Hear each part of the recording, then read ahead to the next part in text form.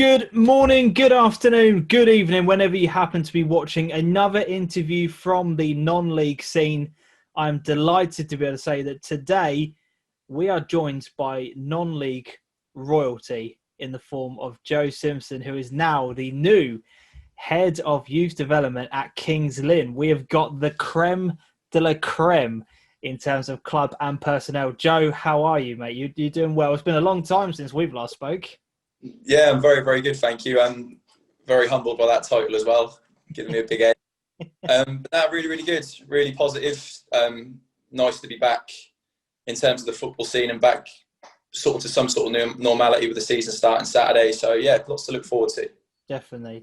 And as I said, in terms of us speaking like this, I know we've had a few messages back and forth and stuff like that on Twitter and social media, but the last time we spoke, you were then beginning your reigns as Wisbech St Mary manager. That seems like an absolute lifetime ago. How have things been since then? It's a hell of a journey to get from there to where you are now. Yeah, very interesting. Obviously, as a young coach, sort of trying to make his way in the game. Had a lot of really positive experiences that I'm grateful for in terms of being around some good football clubs. Been lucky enough to spend time at Peterborough United Academy for a time last season. Yeah. Obviously started off at St Mary as a 22-year-old manager in a very interesting circumstance, I'll say. Yes, very. Took a lot from it and have been fortunate enough to be offered a position at my hometown club, the club I've supported since I was very, very young, and obviously a club that is at the minute doing some unbelievable things. So I feel really privileged to be here. Definitely. Let's talk about it then, the new role that you are in.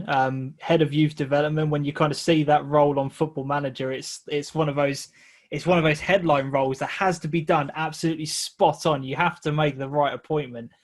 From your perspective, how did it all kind of come about? When were you kind of made aware of the interest, and kind of talk us through that process? Because we get to speak to players on this channel, we get to speak to managers and former managers, etc. But this role is something completely unique to us. So how did it all happen?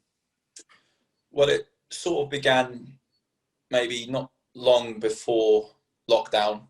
I was always in and around the football club, obviously as a supporter of what they were doing. I was fortunate enough to play for them at one point at reserve level, and there's obviously the club of support, so as many games as I could possibly be at.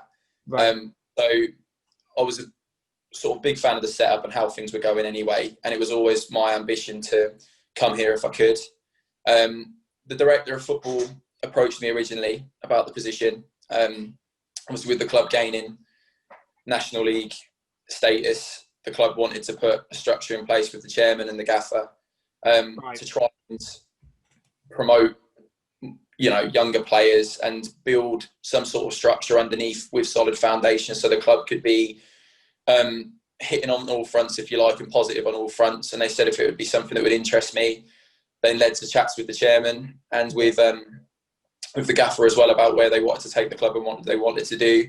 Obviously, I bought into it massively and was, well, first of all, massively humbled by the opportunity.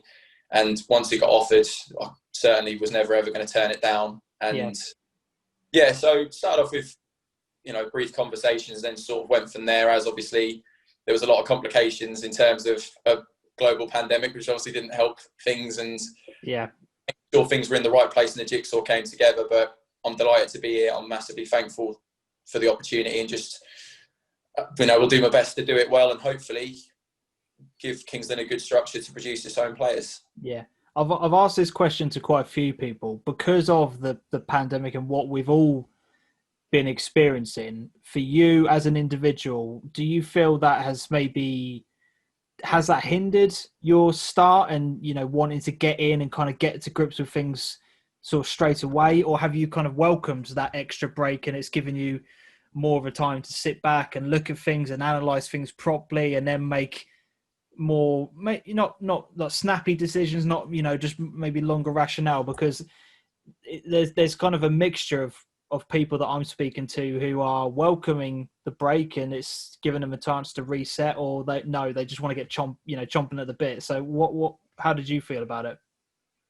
I went through stages, if I'm honest. I think I'm one of these people that I'll just spread myself ridiculously thin and try and be in 50 places at once. Right. And it's that 100% was hindering me as a person as well as a coach, because I wasn't giving myself enough time to reflect on sessions, reflect on games. Yeah. I was always about what was next. And as much as the beginning of the pandemic was arguably the most frustrating and boring and difficult time it could have possibly been for everybody, but, for very, real, important reasons. But it did give me a lot of time to reflect, look at myself in terms of where I wanted to take my coaching career, what I feel I wanted to get out of the game, what I feel I needed to improve on.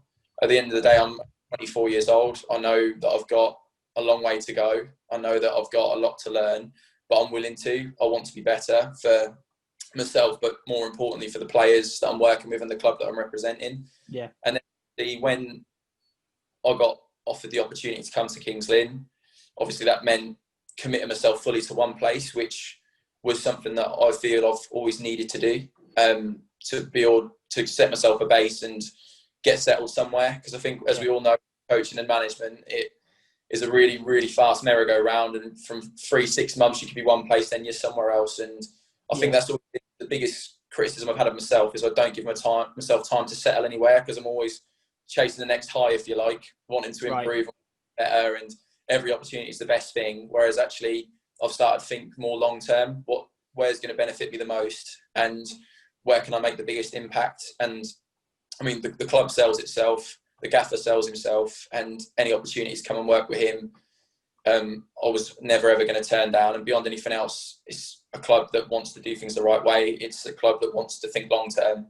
So the project matched up with me, and I think certainly the time that I've had off has given me an opportunity to really plan well, which is something that, as I say, I've never done well in the past, and is definitely something I want to do more. So certainly get to do that and put a lot of building blocks in place. So now, as from a 21's perspective, which is part of my role managing them, the season starts September the 5th. Everything we've been doing, luckily, has led up to that date. With everything crossed, that was going to be the date. There's no excuses. We've prepared right. Everything behind the scenes, we've prepared right, and we'll be ready. Yeah, definitely. You mentioned about the manager. I was going to save it towards the end, but let's get the question out of the way now. You mentioned how much of a pull that was in terms of working underneath him. Your early experiences of working alongside Ian, because a lot of people, including myself, see him as the main driving factor between the successful days at Norwich, and with Paul Lambert, he was his number 2, but many people see Ian as the main person there that was kind of driving it all. So how much of a pull and a factor was he in your decision making process? As much as you are a fan of the club, working alongside him must have been an amazing opportunity you couldn't turn down.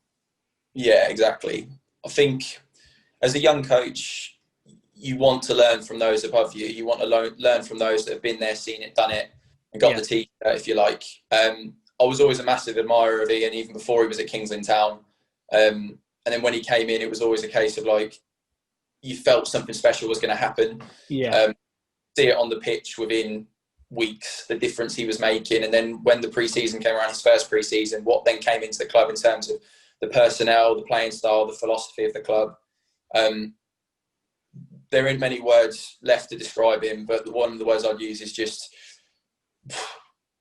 special. It would be special. The way he conducts himself around the whole picture, the way he manages players individually, the way he sees the game, the way he coaches.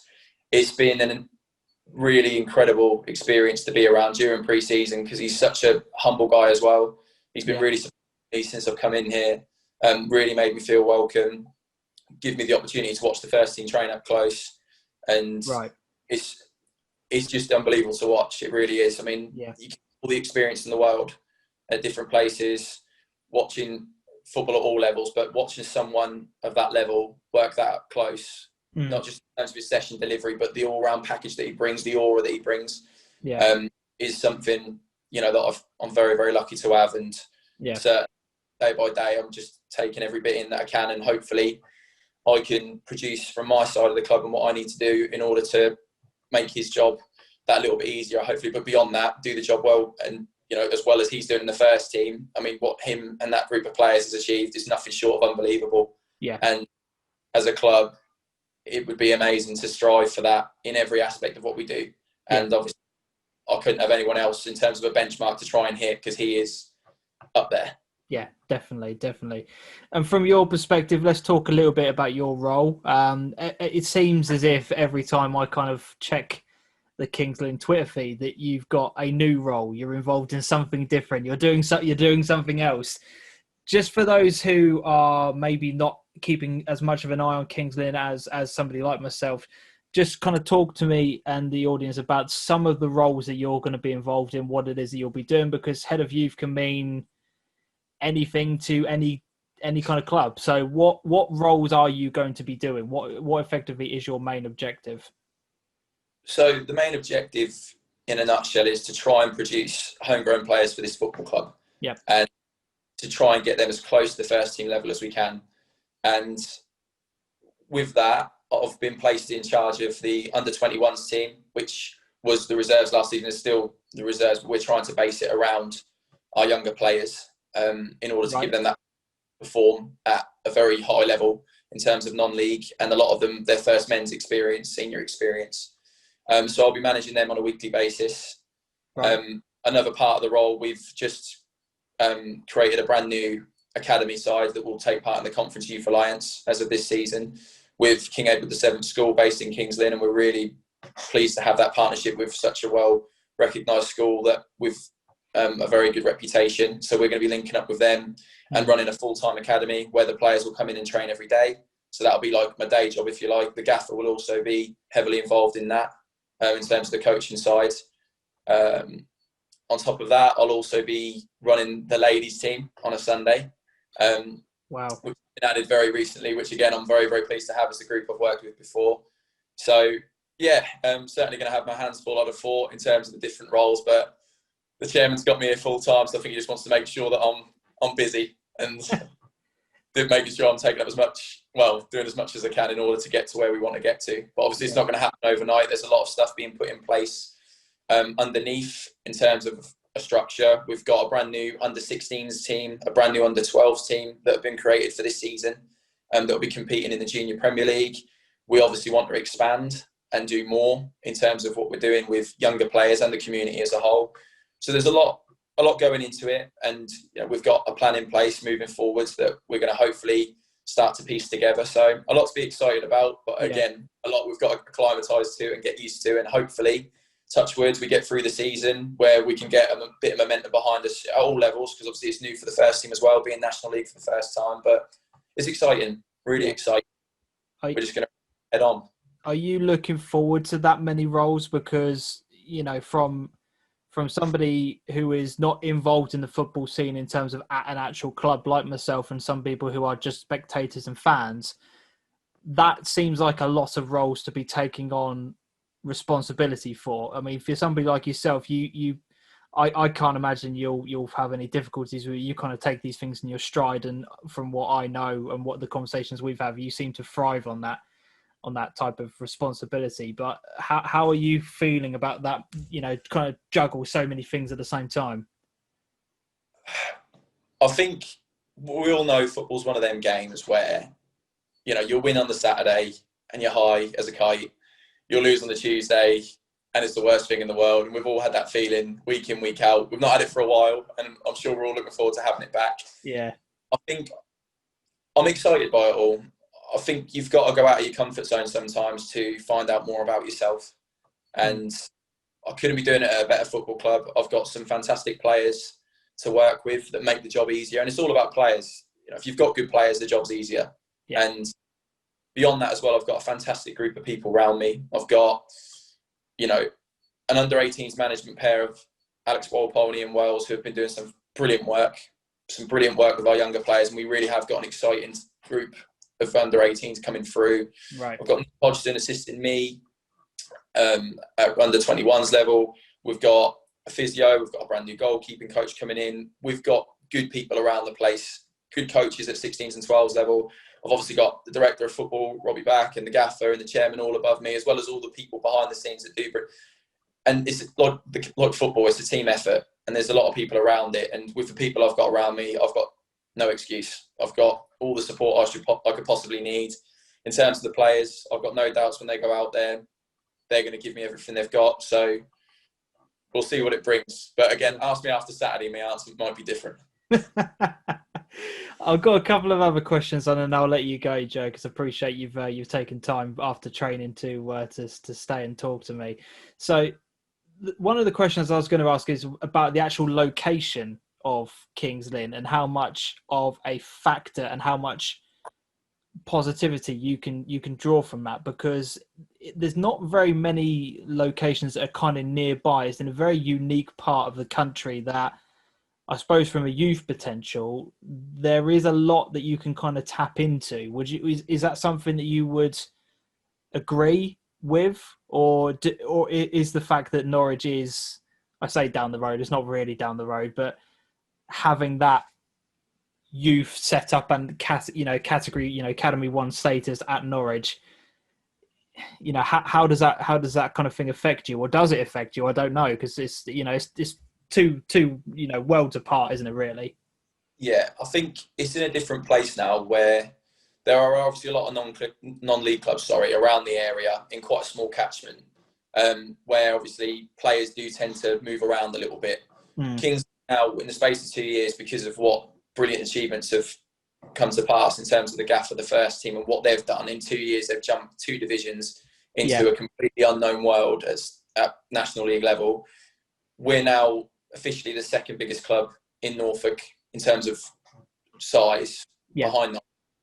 And I think it's just the club getting used to that now, where actually we want to produce the best players we can. Therefore, we need to, one, find out where they are, but two, give them a positive platform where they can see the pathway, they can see the structure, and they can see a path into that level. I mean, it takes something special to get into that level, don't get me wrong. And we're not thinking that really every player is going to do that, because we all find the level. And, we've had to make some difficult decisions, which maybe beforehand wouldn't have been made in terms of our younger players, but it's all part of the process that we need to work out where we think the potential is in a first team footballer and what we need to do to get them there. Obviously, we feel we know what a first team footballer looks like.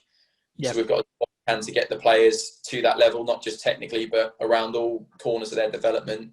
And there are a lot of talented footballers around this area. There's a lot of good football clubs that are doing really positive things around the county and beyond. And I mean, don't get me wrong, I'm lucky to have some friends in the game, and 100%, I've been on the phone a little bit this week and next week, finding out what works well for them, how their own players at their level. I mean, there's a lot of clubs that are very good at it.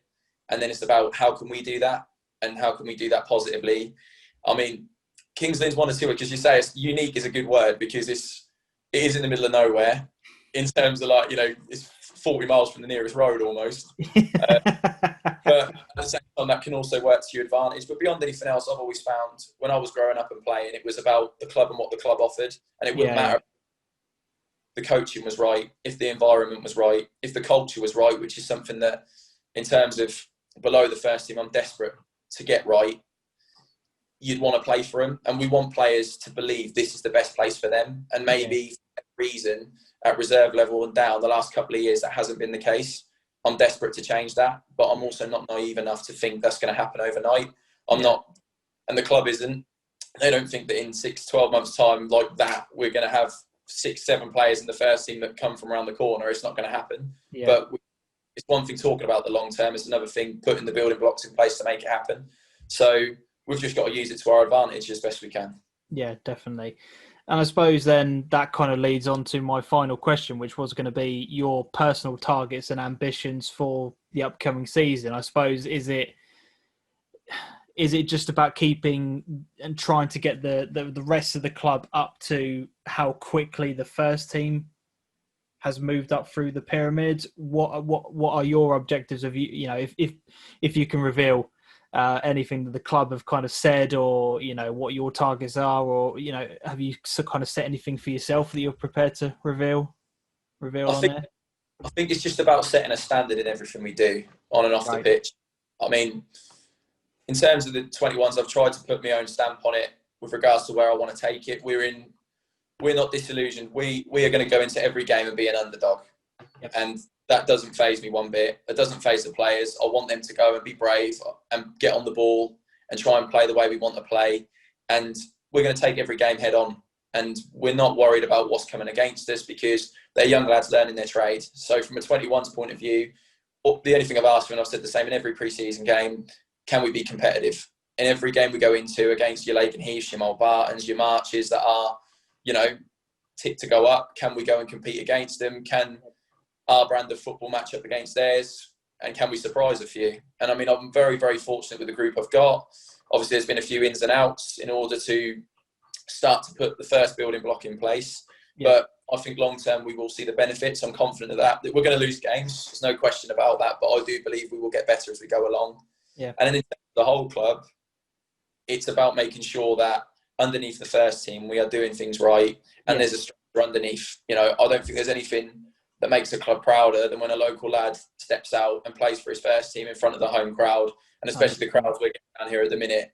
It should be a buzz for everybody. And I think we've got a group of players now that they're looking at that first team and it is that look of, I really want to be in that position. And I think when you've got that around your group and that mindset filters through everybody, you're forwards. It's a game at a time. It's a week at a time. We're not disillusioned enough to think that we're just going to be able to play our way and everything's just going to happen for us. It's going to take time. But don't get me wrong, as much as I say we're going to be underdogs, we're not going to fear anybody. We're going to go for it. And let's see where it takes us. Yeah, definitely. Well, I wish you all the best of luck in the new, I say role, it's roles. There's a lot that you are taking on and doing, but I hope it goes amazingly well for you. As I said, from the conversations that we've had, I know how ambitious you are. I know what Kings Lynn are getting from you, and I just hope it's successful. I hope it goes really well because it's, as I said, from what we've been talking about, it seems like the dream role for you. It seems like it's made for you. Well, I suppose the proof will be in the pudding as the years go along, but I'm lucky to be here. I'm grateful to be here, but, we'll see what happens as the season goes along. But thank you to you as well for all the brilliant work that yourself and Adam are doing. Oh, cheers. We're very, very lucky to have people like you supporting it the way you do. So thank you from me.